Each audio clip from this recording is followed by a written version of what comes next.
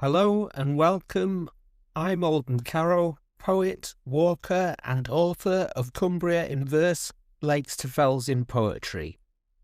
This is a podcast for people who suspect, as I do, that the world is moving too quickly and that something quietly extraordinary waits for anyone willing to slow down, listen closely and pay proper attention to it.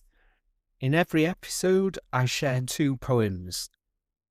The first is a guest poem from the wider world of verse, something that has stayed with me or troubled me or refused to let me go.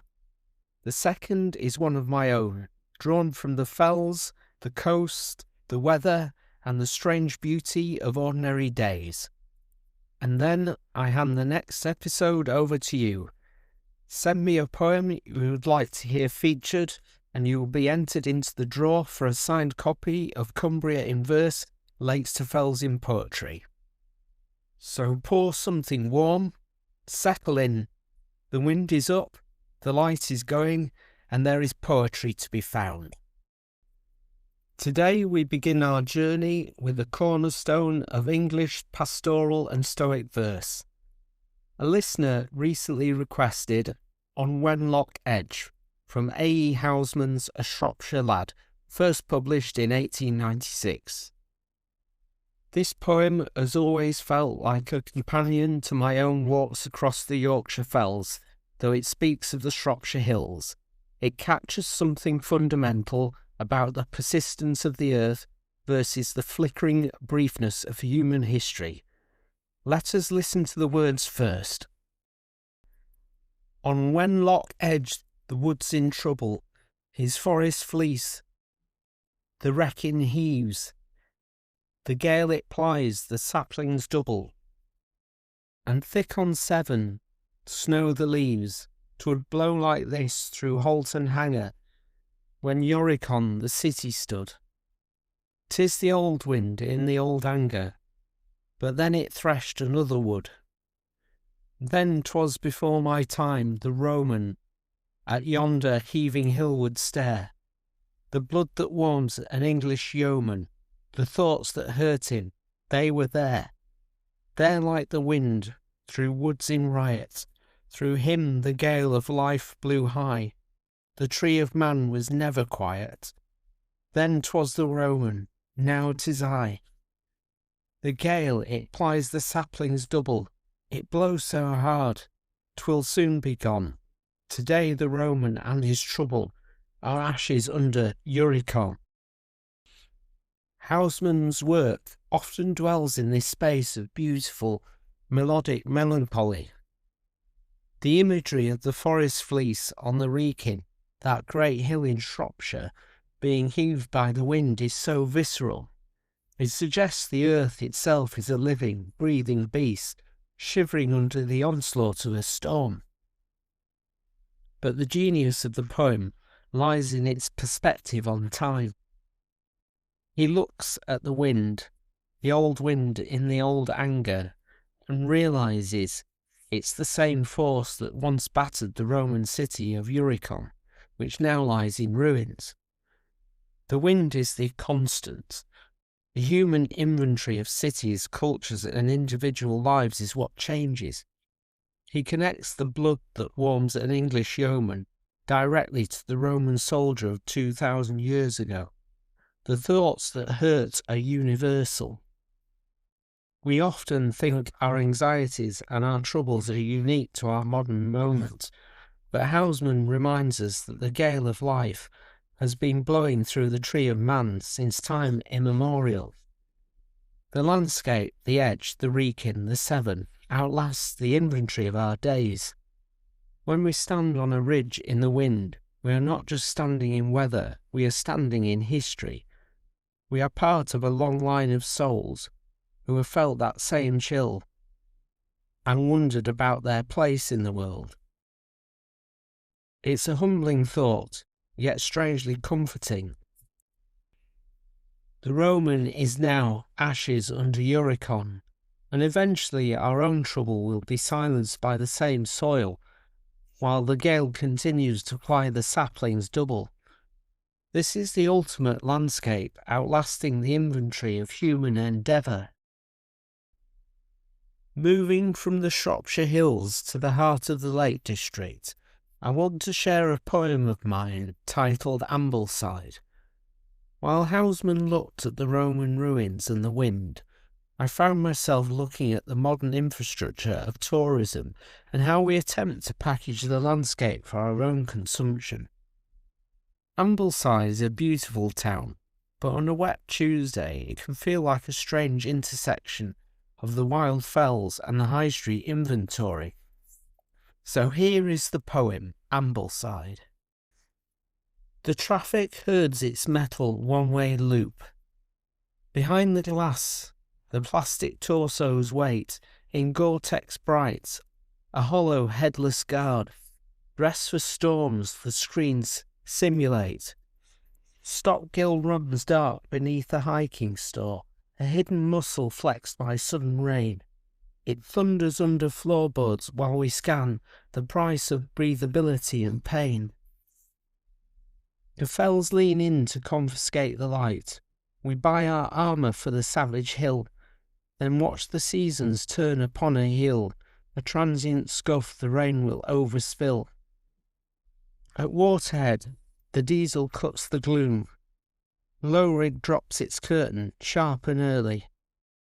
The basin drinks the night and fills the floor, and leaves the town to count the inventory. This poem explores that friction between the inventory of our lives, the Gore-Tex jackets, the hiking boots, and the digital screens, and the raw, uncontainable power of the landscape itself. I was struck by the image of mannequin torsos in shop windows, dressed in the latest high-tech gear, standing guard against simulated storms on screens, while the real Stockgill, a powerful beck, thunders literally beneath the floorboards of the shop. We spend so much time preparing for the landscape, buying the armour for the savage hill, as if the right price point for breathability can somehow insulate us against the reality of nature. But the landscape is indifferent to our gear. The fells lean in to confiscate the light, an image of the physical weight of the mountains as the sun sets. At the end of the day, when the tourists head home and the diesel fumes of the Windermere ferries fade at Waterhead, the town is left to count the inventory. But the basin of the lake simply drinks the night. The lake and the fells don't keep accounts. They don't care about the stock levels of the outdoor retailers. They simply exist in a scale of time and power that makes our commercial efforts look like transient scuffs that the rain will eventually wash away. It's a reminder that we are guests in these places, and no amount of technical apparel can change the fact that the landscape will always have the final word. And now it's time for our discussion segment. In this segment, I want to pivot from the timelessness of the fells to the very practical, modern challenge of building a creative life, specifically the importance of email newsletters and building a mailing list. Now you might wonder how this fits with the theme of landscape outlasts the inventory, but I believe there is a deep connection, one that becomes clearer the longer you sit with it.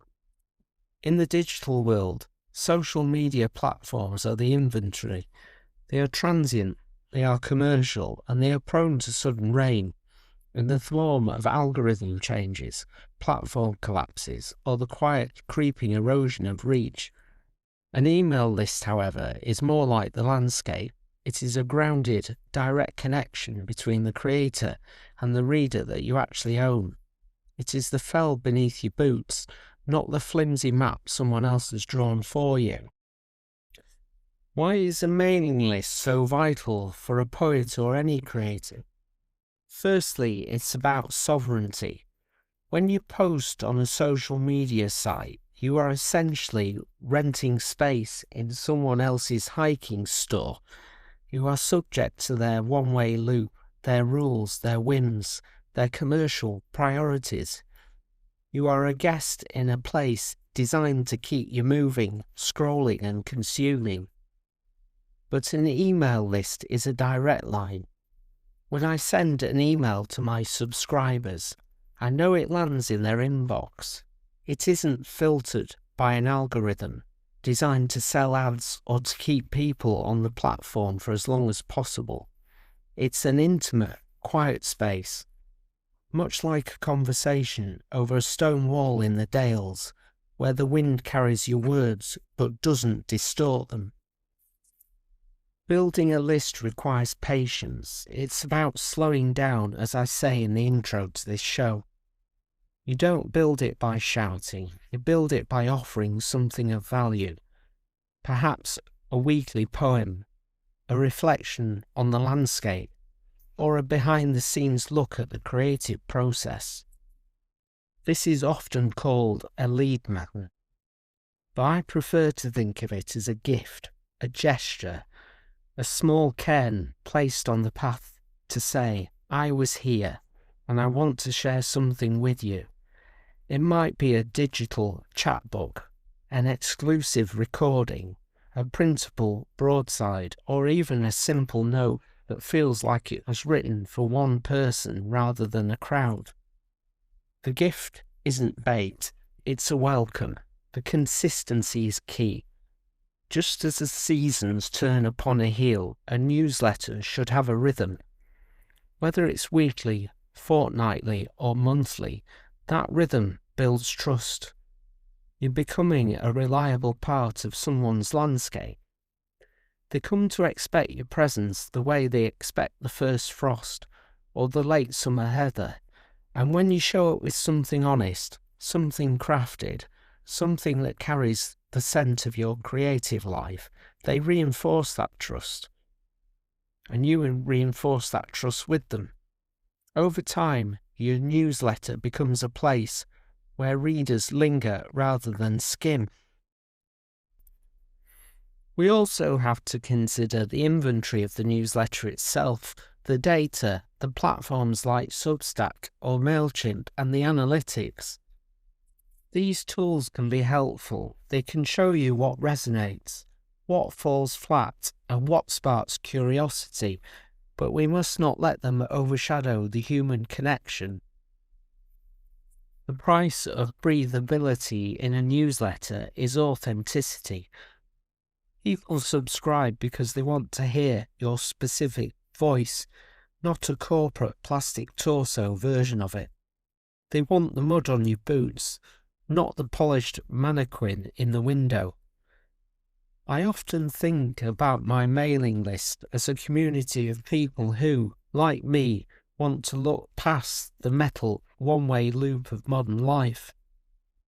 They want to step outside the noise, the metrics, the performative urgency. They want to feel the gale of life blowing through our shared interests, poetry, landscape, creativity, the quiet rituals that make a life feel lived rather than broadcast. A newsletter allows for that. It is slower, more deliberate, more human. It's a return to the long-form letter, the field note, the journal entry shared with care. If you're starting out, don't worry about the numbers. Focus on the soil.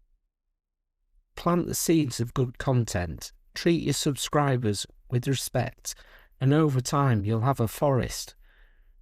A small forest at first, perhaps. Saplings, shoots, a clearing with promise, but a forest nonetheless. And forests grow in rings, not in spikes. They expand outward in quiet increments, each layer building upon the last. There's also something liberating about knowing that your list is yours. The platforms may change, the diesel cuts the gloom, and the old sites fade away, but the direct relationship you have with your readers is what will outlast the digital inventory. It is the most sustainable way to build a long-term creative practice. When you write to your list, you're not performing for an algorithm. You are speaking to people who have chosen to hear from you. That choice is powerful. It's a form of consent, of mutual respect, of shared curiosity. And perhaps most importantly, a newsletter allows you to build a creative life that is not dependent on going viral. It lets you cultivate depth rather than breadth. It encourages you to write for the people who care, not the people who scroll past. It becomes a refuge, a place where you work and breathe, where your ideas can stretch their legs, where your readers can meet you without distraction. In a world where everything feels temporary, where platforms rise and fall like weather fronts, your mailing list is the ridgeline that remains. It's the landscape that outlasts the inventory. It's the ground beneath your creative practice, steady and enduring, waiting for the next step you choose to take. And so we come to the end of another walk together. The poems chosen, like the weather on the fells, will not always be to everyone's taste. But if one of them has stayed with you, then I'm glad. And now I would love to hear from you. If there is a poem you would like featured in a future episode, a classic, something modern, or a personal favourite you've carried with you for years, please email me at aldencarrow78@gmail.com. That is aldencarrow78@gmail.com. My email address is in the episode description. Every suggestion is entered into the draw for a signed copy of Cumbria in Verse, Lakes to Fells in Poetry, sent to you by hand.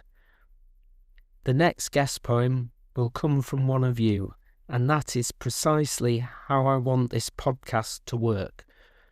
So thank you for listening, for slowing down with me, and for making this a shared landscape rather than a one-way broadcast. So until next time, may you find poetry waiting for you in the everyday, and I shall publish another episode again on Wednesday.